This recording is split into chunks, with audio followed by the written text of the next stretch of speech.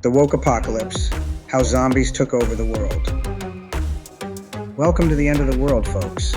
But this isn't your typical zombie apocalypse.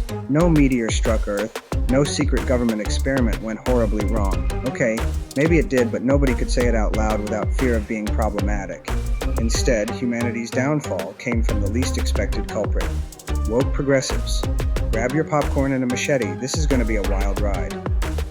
It started like any other zombie outbreak, an unexplained virus, a few strange incidents, and local authorities pretending everything was fine. A guy gnawed on someone's face in Florida? That's just Tuesday in Florida.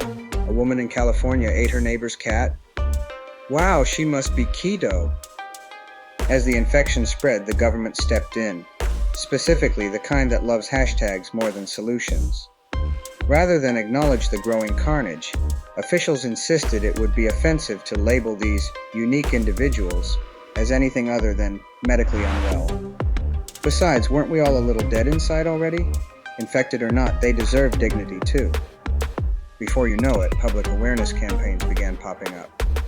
Zombies are human too, dead but not dangerous, and the now infamous, don't judge a zombie by its appetite. Experts recommended avoiding terms like Undead Menace or brain-eating freaks. After all, it's 2023, words hurt, Karen. Here's where things went off the rails. Scientists tried to sound the alarm but were swiftly canceled for their insensitivity. Instead of addressing the virus, politicians promised to make the zombies feel heard.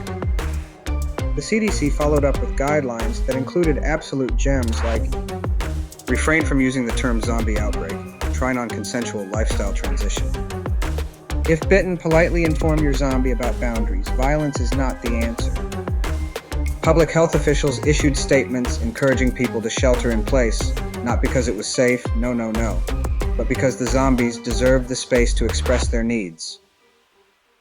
Meanwhile, the activist community sprang into action. Viral campaigns with hashtags like #undead and unapologetic urged society to adapt to their new neighbors. A widely circulated PSA proclaimed, "They're not attacking you. They're expressing themselves. Be a part of the solution, not the problem." Unsurprisingly, not everyone was on board with the zombie integration agenda. Conservative media freaked out, labeling the entire thing an elaborate liberal conspiracy. They claimed zombies weren't real at all, just crisis actors hired to undermine traditional family values. Social media became a war zone. On one side, left-leaning influencers shared selfies with zombies under captions like, "Brunch with Brenda, don't let her jaw falling off define her beauty."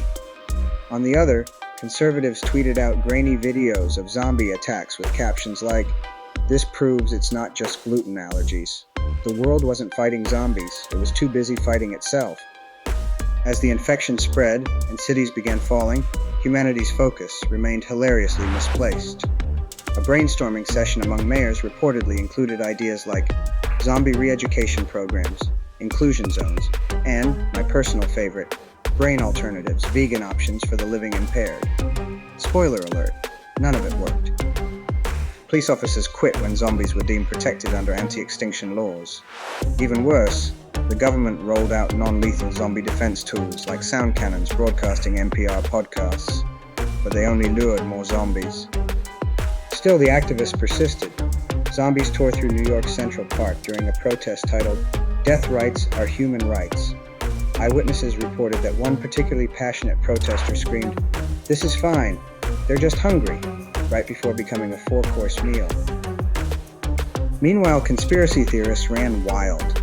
Facebook groups posted messages like, "Zombies are a globalist ploy to microchip our brains." It was chaos, but hey, at least humanity was united in its stupidity. As America descended into madness, other nations faced their own apocalypse-related absurdities. In Canada, zombies were politely escorted across polite little bridges into polite little safe zones, because Canadians can't bear to be rude, ever. The UK, still embroiled in post-Brexit messiness, declared the situation very concerning, and asked the zombies to form an orderly queue for brain consumption. Meanwhile, Australia just threw everyone to the outback with a shrug and a good luck mate. And in France, protests erupted, not about the zombies, mind you, but about how grocery stores were running out of wine. You know, real priorities. The final days of humanity weren't marked by fiery battles or like last stands. Nope, just more tone-deaf infographics and insufferable hashtags. Congress released an official zombie anthology titled How to Love Your Neighbor When They're Decomposing. Netflix premiered a new series, Life After Death, literally, just days after the apocalypse hit trending status. Even corporations cashed in, marketing brain-flavored energy drinks, approved by both living and undead consumers, whatever that means.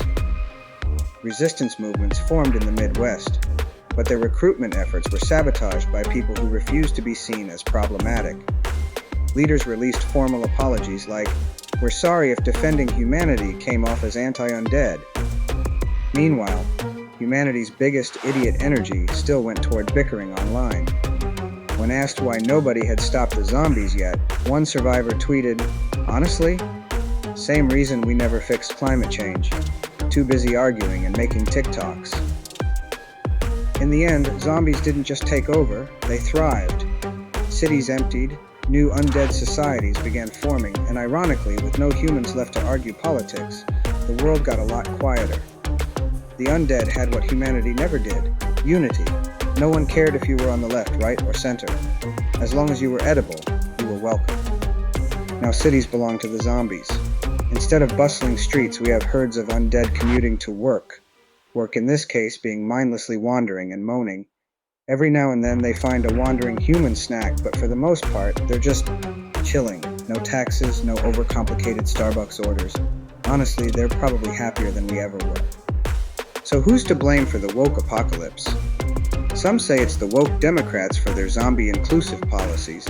Others argue it's the conservatives for denying the outbreak altogether.